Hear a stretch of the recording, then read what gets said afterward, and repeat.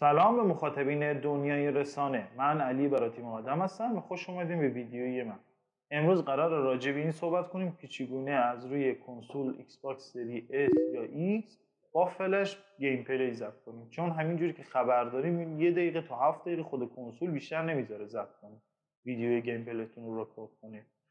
خب اول از همه بگیم فلشتون باید بالای 64 گیگ باشه، یعنی 128 64 128 باشه و سرعت اون فلش باید از 3.1 به بالا باشه، 3.1 و 3.2. این بعد اینم بگم که فرمت اون فلش قبل اینکه به کنسول وصل کنی حتما فرمتش رو عوض کنی و رو حالت NTFS بذاریم. حالا ویدیویی اونم بهتون آموزش میدم.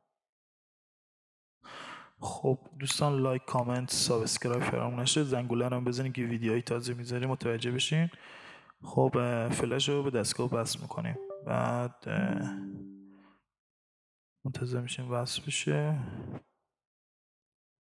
بعد فلشی که متصل میکنین و باید روش روی راست کلیک کنین. رو ویندوز 11 اینجا فرمت داره، ولی از ویندوزهای 10 و قدیم این رو گزینه آخر میزنیم و اینجا فرمت میزنیم. این گزینهش روی NFTC باشه، این گزینه این تیکم خورده بشه و استارت رو میزنیم. حالا من چون قبلا زدم رو اون حالت هستش دیگه نمیزنم. خب بعد از اینکه فرمت فلش رو عوض کردیم میریم فلش رو به کنسول وصل میکنیم. زمانی که کنسول روشنه به فلش رو به دستگاه وصل میکنین و گزینه اول مدیا پلی رو انتخاب میکنید و میرید داخل تنظیمات و به عنوان پیشفرض اون فلش رو انتخاب میکنید که مثلا ویدیوهاتون رو از روی این فلش رکورد بکنه. از داخل تنظیماتش هم میتونید تغییر بدین که 720 ضبط کنه یا 1080. شاید اون ویدیوی خود گیم پلی که مثلا زده 1 دقیقه بعد فلش تغییر نکنه، ولی اون زمانی که شما ضبط کنین ویدیوتون رو تا 1 ساعت ضبط میکنه، مشکل نداره. برای ضبط ویدیو هم که همون دکمه شیر رو 1 بار یا 2 بار فکر میکنم میزنی رکورد میکنه. خب دوستان، بعد از اینکه دستگاه رو فلش رو به دستگاه وصل کردیم باید از داخل تنظیماتش یه مقدار کار انجام بده. تو مرحله اول که بیایم ببینیم اصلا فلش رو قبول کرده، تو این گزینه میه یک گزینه، حالا من 2 تا هارد دارم بهش وصل، یه فلش و یه هارد. شما اگه چیزی بهش وصل نداریم این گزینه دوم وصل میشه.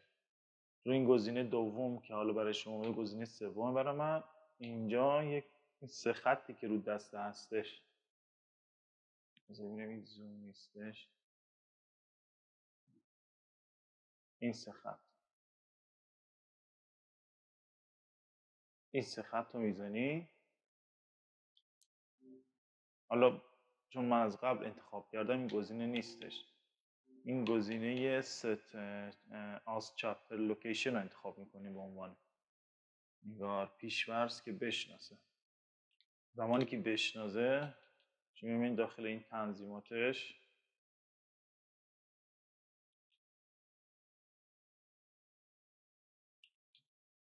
رو این گزینه میزنیم و این گزینه آخر چپتر لوکیشن باید اون فلشتون رو شناخته باشه. بذاریم من فوکوس کنم روش. این گزینه باید روی فلشتون باشه. از اینجا میتونید کیفیت فیلماتون رو تغییر بدین، روی 720 باشه یا روی 1080 فیلم برداری کنه. به این دقیقاش توجه نکن، تا 1 ساعت فیلم برداری میکنه. اینجا میتونید گزینه این دکمه شیرتون رو تغییر بدین که رو چی باشه یا چی نباشه، با چند بار هولد کردن یا فشار دادن این انجام بشه. خب دوستان، اینم از آموزش تنظیمات فلش به دستگاه کنسول است میکنیم.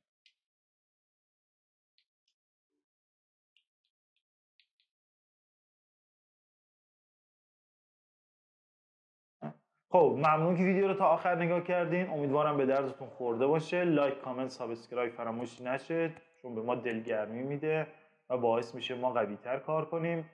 اینم بگم که این چنل برای این ساخته شده که بعضی مشکلات گیم رو ما با هم حلش کنیم، وگرنه منم زیاد حرفه‌ای نیستم، منم یکی مثل شما.